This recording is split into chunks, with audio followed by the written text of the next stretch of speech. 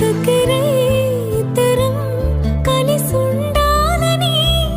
ముందుగానే రాసి ఉంది తెలుసా రేపవలు ఒకటై పయనించాలని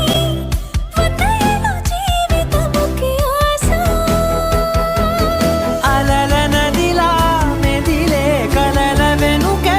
వెళదాం పెదవి చివర నువ్వేసి కనుకు కల